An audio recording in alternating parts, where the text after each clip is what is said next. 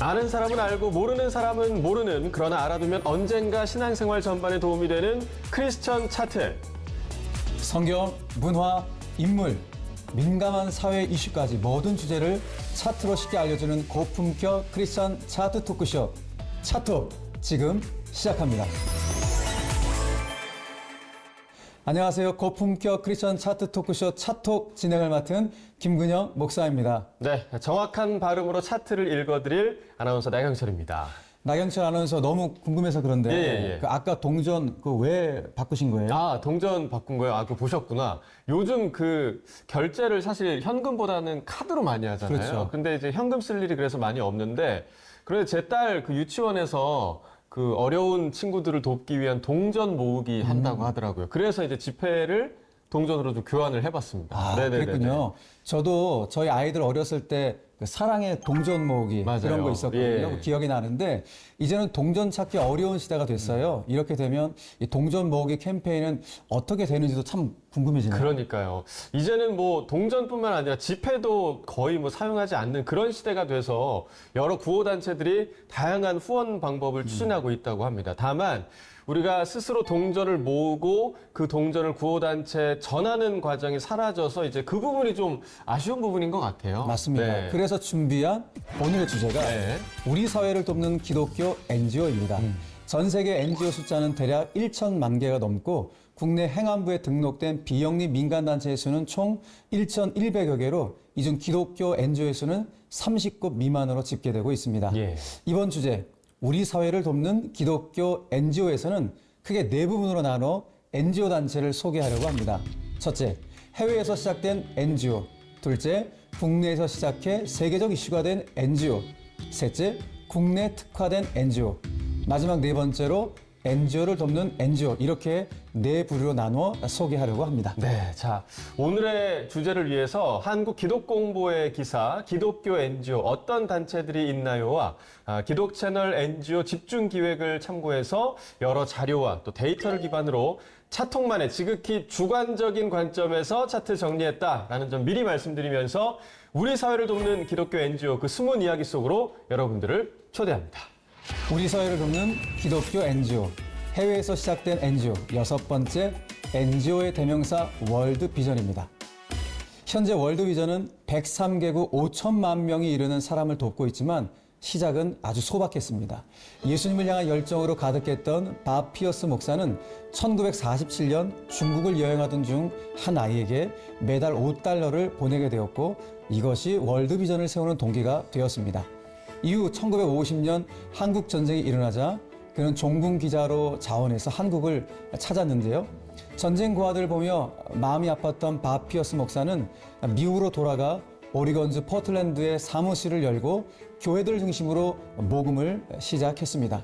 그리고 6.25 한국 전쟁으로 고통받고 있는 미망인과 고아들을 돕고 있는 한경직 목사님을 만나게 되면서 밥 피어스 목사는 세계의 고통받는 어린이들을 돕기 위한 기구를 만들어야겠다고 생각했고 그렇게 해서 국제 월드비전이 탄생하게 되었습니다. 네, 자, 월드비전 기록을 보면 1991년까지 한국 선명회 이렇게 좀 불렸더라고요. 네, 맞습니다. 한국을 돕는 작은 단체에서 시작한 월드비전은 4만 5천여 명의 직원이 1억 5천만여 명의 어린이와 이웃들을 돕고 있으며 현재 전 세계 100여 개 나라에서 활동하는 세계에서 가장 큰 국제 기독교 NGO로 성장했습니다. 네, 자, 저는 이 바피어스 목사님이 하신 말씀이죠. 하나님의 마음을 아프게 하는 것들로 나의 마음도 아프게 하소서라고 하는 말이 정말 좀 인상적이더라고요. 그렇죠. 밥 피어스 목사님의 그 말이 이 월드비전의 정신이 되었고 모든 어린이가 풍성한 삶을 누리는 것이며 우리의 기도는 모든 사람들이 이 비전을 실현하도록 하는 것입니다. 라는 비전을 세우게 되었습니다. 국제 월드비전은 전 세계 전쟁과 기아, 재난 구호에 앞장섰습니다. 어느 나라도 받아주지 않아 바다에 수개월간 표류하던 베트남전 난민들에게 세계 최초로 구조선을 보냈고 1980년대 100만 명이 굶주리다 숨진 20세기 최악의 기근과 내전에 시달린 에티오피아에 국제사회 최초로 구호 인력과 자원을 보냈습니다.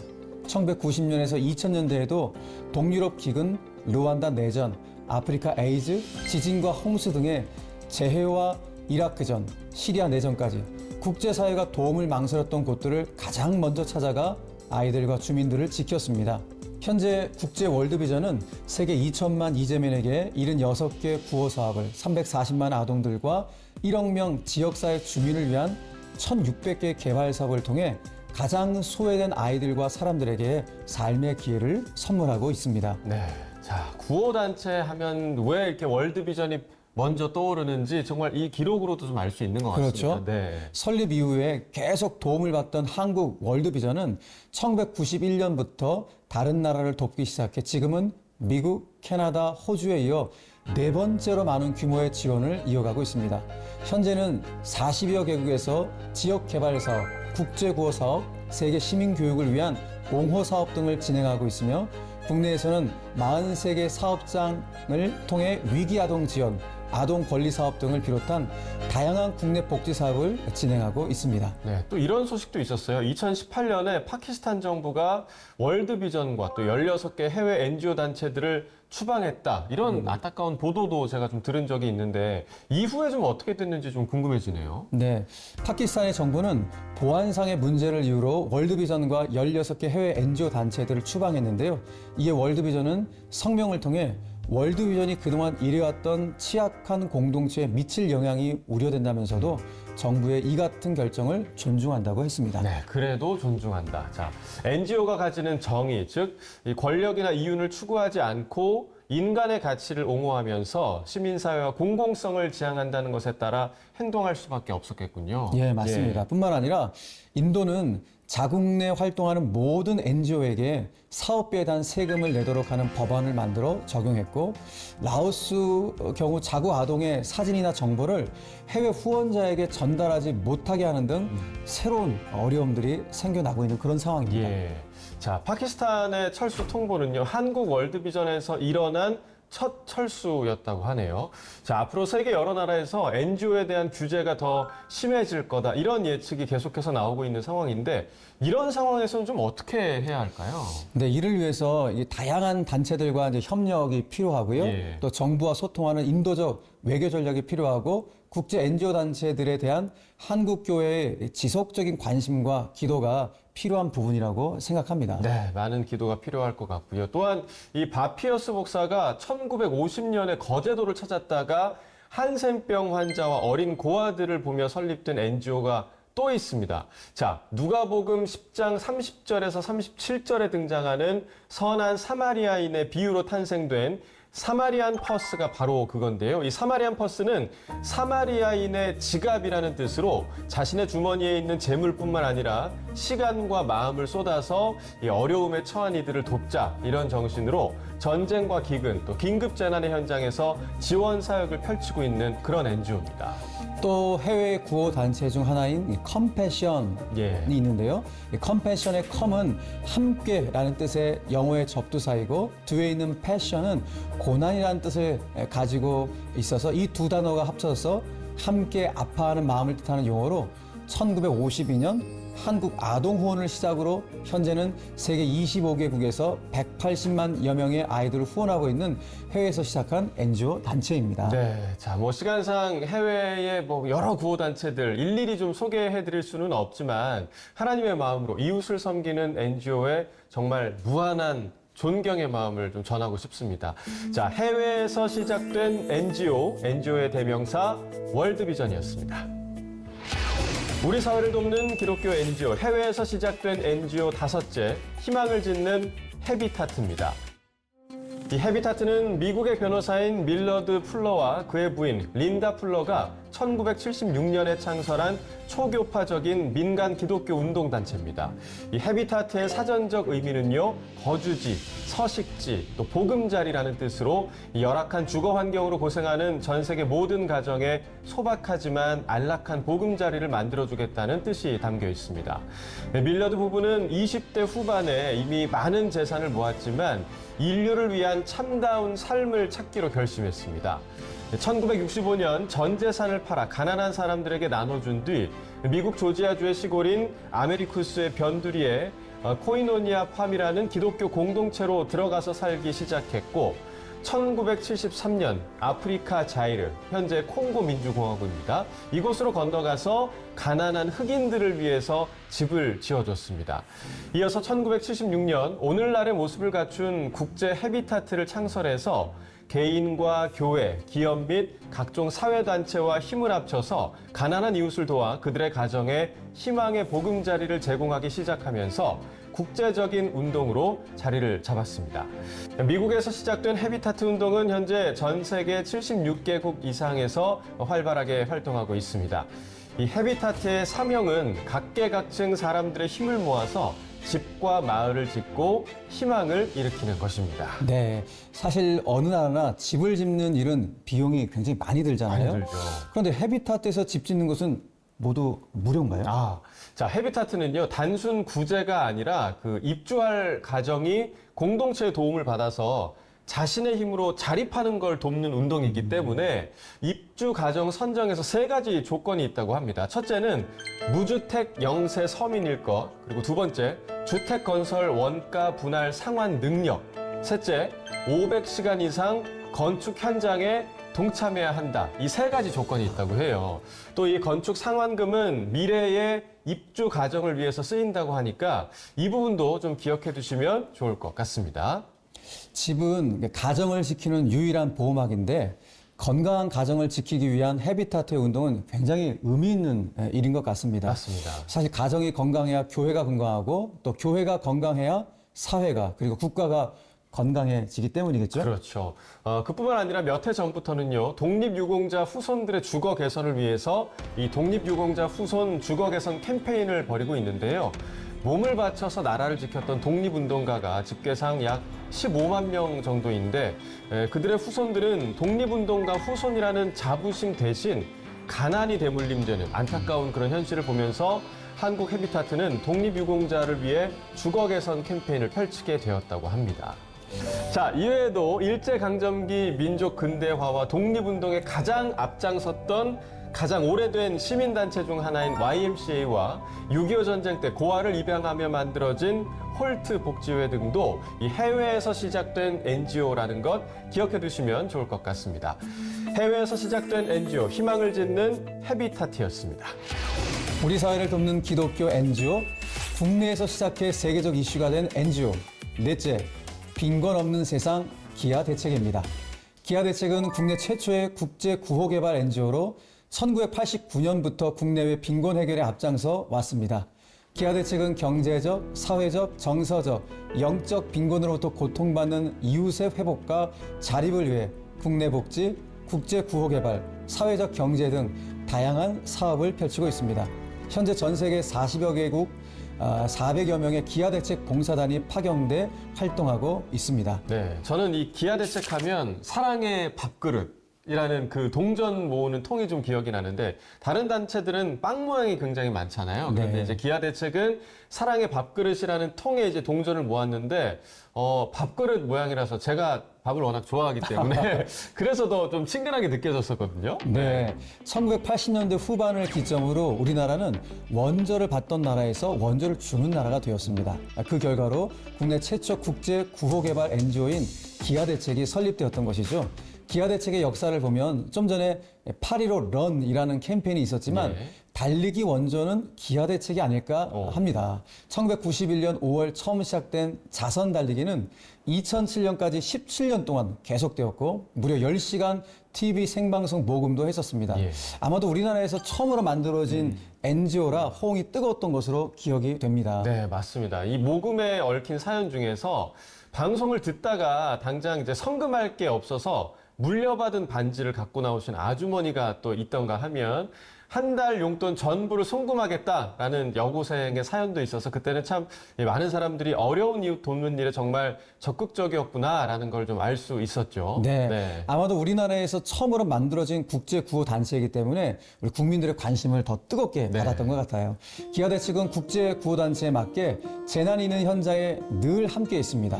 90년대에는 루안다 난민 사태, 코소보 긴급 구호 등의 의료 지원팀을 파견했고 2000년대에는 페루부터 시작해 이란, 파키스탄, 중국 등지에 대형 지진이 발생해 구호 활동을 했으며 아프가니스탄과 이라크에서는 전쟁 난민을 돌보는 사역과 긴급 의료팀을 보냈습니다. 그리고 2004년에는 전 세계를 놀라게 했던 동남아시아 해일 지진으로 인한 피해 현장에서도 활동을 했습니다.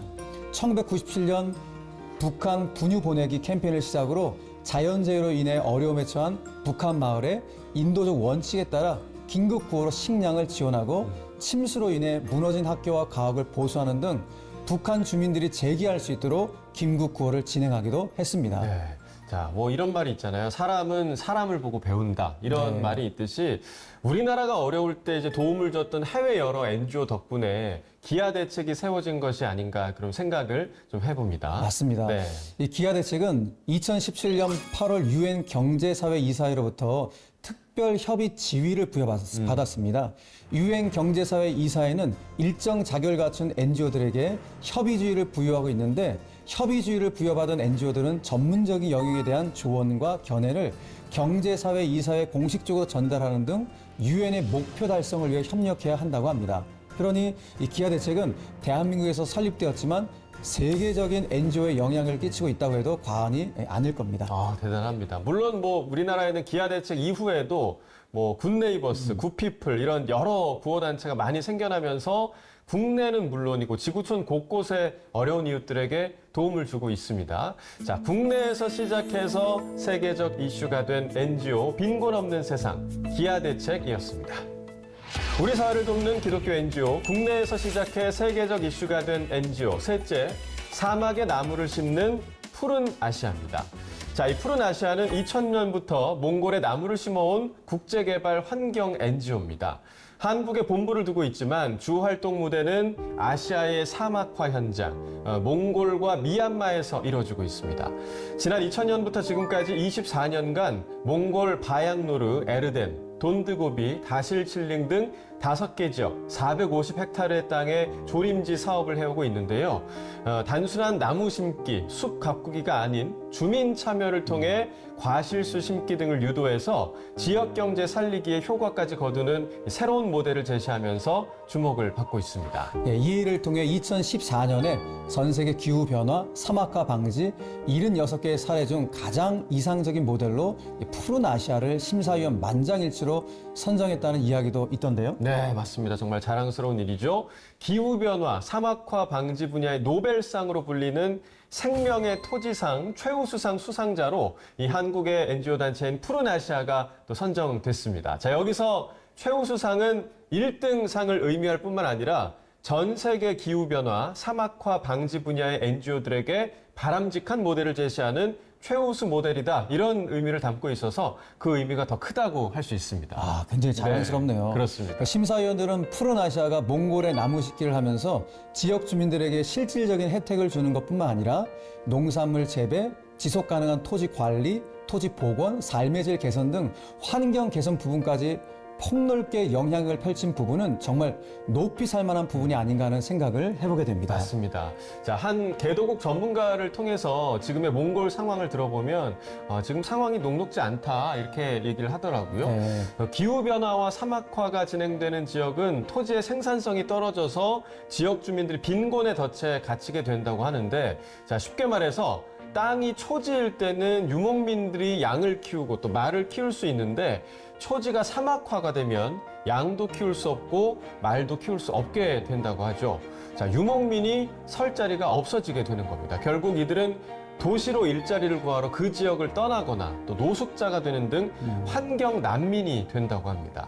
자, 이 환경 난민 혹은 피해 주민들이 자신의 고향을 떠나지 않고 또 도시로 떠난 주민들이 다시 돌아오도록 이 생활 개선과 자립 모델을 만드는 게 매우 중요한 과제다 이렇게 얘기를 하더라고요. 사실 우리도 이게 봄철만 되면요, 내몽골에서 막 날아오는 황사 때문에 괴롭잖아요. 맞아요.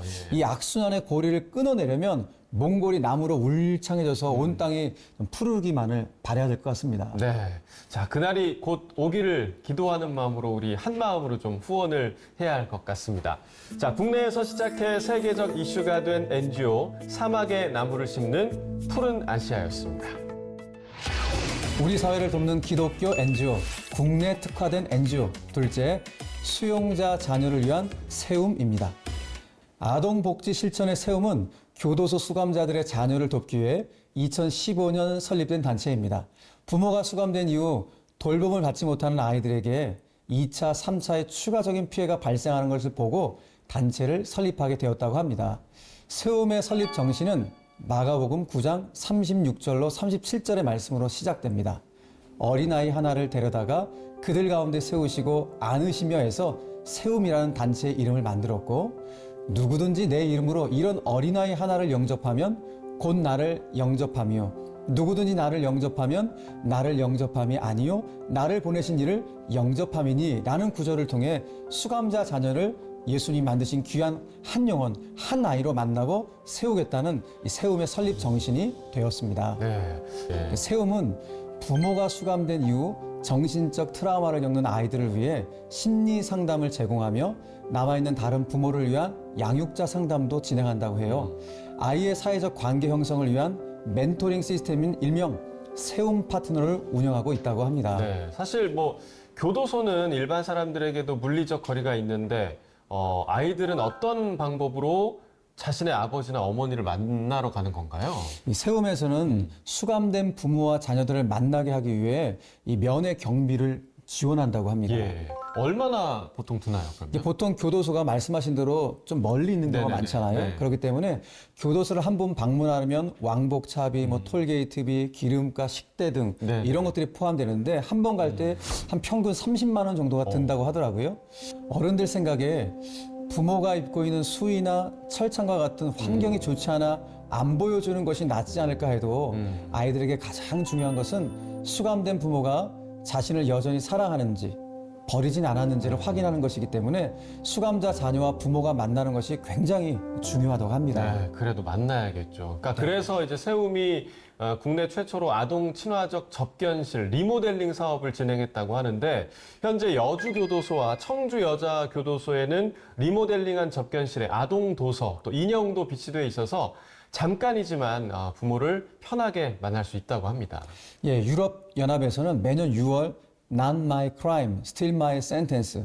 내 죄가 아닌데 아직도 벌을 받고 있어요. 라는 캐치프레이즈로 수용자 자녀에 대한 관심을 갖게 하는데, 부모 조회 여부를 떠나 모든 아동은 유엔 아동 권리 협약의 무차별 원칙에 의해서 당당하게 살아갈 권리가 있다는 것을 단적으로 보여주는 캐치프레이즈라고 할 수 있습니다. 네, 맞습니다. 자, 무엇보다 이들을 범죄자의 가족으로 이 낙인 찍기 이전에 하나님의 한 영혼으로 바라봐주는 그 마음이 어느 때보다 필요한 게 아닌가 좀 생각이 듭니다. 국내 특화된 NGO 수용자 자녀를 위한 세움이었습니다. 우리 사회를 돕는 기독교 NGO, NGO를 돕는 NGO 첫째, NGO 인큐베이팅 한빛 누리재단입니다. 국내에서는 NGO 단체들을 돕는 NGO를 중간 지원 조직이라고 부릅니다. 이 한빛 누리재단은 2005년에 설립된 기독 NGO인데요. 인천공항, 서울 월드컵 경기장, 국립중앙박물관 등 수많은 건축물들을 설계한 정림건축의 고 김정철 회장이 세운 단체입니다. 이 한빛 누리재단의 가장 주된 사업, 다른 NGO 단체들을 돕는 것입니다. 교회 공동체를 비롯한 기독정신의 시민단체, 복지단체, 선교단체 등이 주 대상입니다. 현재 9천여 명의 후원자들이 함께 모은 연간 약 20억 원의 후원금을 70여 개 단체에 지원하고 있습니다. 그러니까 마치 이른둥이를 인큐베이터에서 더 성장시켜 밖으로 나가게 하는 것처럼 아직 자립이 어려운 단체를 돕는 그런 NGO를 말씀하시는 거죠? 맞습니다. 정확하게 좀 비유를 해주셨는데, 자, 이 한빛 누리재단은 좋은 취지를 가지고 있지만 시작이 어려운 분들을 위해 재정적, 행정적, 또 법적으로 도움을 주고 있다고 합니다. 그래서 인큐베이팅 해온 비영리 단체들을 독립시킨 사례가 많다고 들었습니다. 네, 그렇습니다. 이 NPOPR라는 NPO 단체들의 낙원을 뜻하는 비영리 단체를 2019년에 독립을 시켰는데, 이 단체는 공익단체 실무자 양성을 위한 공익경영 아카데미 과정을 운영하고 있는 곳이고요. 꽃다운 친구들이라는 단체는 청소년들의 쉼과 성장을 위한 프로그램을 운영하는 NGO인데, 역시 2019년에 독립을 시켰다고 합니다. 아, 그렇군요. 보통 그 인큐베이팅 과정이 얼마나 걸리나요? 기간이 한 4, 5년 정도 좀 꾸준히 도와서 자립할 수 있는 상황까지 지원하는 게 이 한빛 누리재단의 역할이라고 이 재단 관계자는 말하고 있습니다. 자, 현재는 도시에 소외된 이웃들에게 따뜻한 밥을 대접하는 바하밥집, 청년의 자립을 돕는 공동체, 푸른 고래 리커버리, 그리고 이주민 엄마와 아이, 여성들을 위한 공간, 바라카 작은 도서관, 또 남북미 사회 통합을 위한 비영리 단체죠. 더하다 등등의 여러 단체들을 인큐베이팅하고 있다고 합니다. 아, 그렇군요. 저는 오늘 진행하면서 마태복음 22장 37절에서 39절 말씀 계속 제 머리를 떠나지 않고 있는데요. 예수께서 이르시되 내 마음을 다하고 목숨을 다하고 뜻을 다하여 주 너희 하나님을 사랑하라 하셨으니 이것이 크고 첫째 되는 계명이요 둘째도 그와 같으니 내 이웃을 내 자신과 같이 사랑하라 하셨으니 이 말씀처럼 그러니까 위로는 하나님을 옆으로는 어려운 이웃을 섬기는 일이 우리 그리스도인이 해야 할 일이라는 것을 다시 한번 좀 깨닫고 느끼는 시간이었습니다. 맞습니다. 자, 복음과 함께 성장해가는 기독교 NGO를 함께 나눈 것만으로도 저희도 좀 은혜가 되는 것 같은데요. 자, 앞으로도 기독교 NGO에 대한 기도와 후원은 좀 계속돼야 할 것 같습니다. NGO를 돕는 NGO 인큐베이팅 한빛 누리재단이었습니다. 네, 세상의 모든 주제를 차트로 이야기해보는 고품격 크리스찬 차트 토크쇼 차톡. 오늘은 우리 사회를 돕는 NGO를 살펴봤는데 좀 어떠셨나요? 지금 보니까 제가 몰랐던 NGO 단체들을 알게 되어서 너무 좋았고요. 네.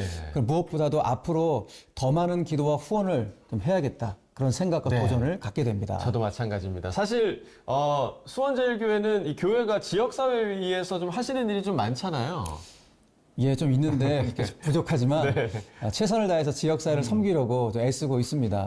몇 가지만 소개해드린다면 저희 교회 주변에 독거노인 분들이 많이 좀 계신데 일주일에 한 번씩 한 100여 명의 독거노인 분들에게 밑반찬을 만들어 전해드리는 그런 사역을 하고 있고요. 예. 또 지역의 열악한 주거 환경으로 인해서 힘들어하는 이웃들을 선정해서 저희 교회 이제 주거 환경 개선팀이 있는데 그 팀에서 도배, 장판, 방충망, 방풍망, 수도 등을 수리해 드리고 있는 사역을 하고 있고요. 또 교회 주변에 다문화 자녀들이 많이 살고 있기 때문에 이들을 돌보는 아동 돌봄 사역과 또 발달 장애인들을 위한 주간보호센터 이런 사역들을 하면서 주님이 기뻐하시는 사역을 하려고 노력하고 있습니다. 네, 정말 부족하지 않은 것 같습니다. 정말 많은 사역들을 하고 계시고 지역 주민들이 정말 수원제일교회 너무 고맙다 이렇게 많이 좀 느낄 것 같은 그런 사역인 것 같습니다. 자, 저는 오늘 주제를 통해서 정말 행동하는 그리스도인이 돼야겠다 이런 생각이 정말 많이 들었는데요. 이 마음이 행동으로 정말로 좀 이어지길 소망하면서 고품격 크리스찬 차트 토크쇼 차톡 다음 주에도 다른 주제의 흥미로운 차트로 돌아오도록 하겠습니다. 시청자 여러분, 다음 주에 꼭 다시 만나요.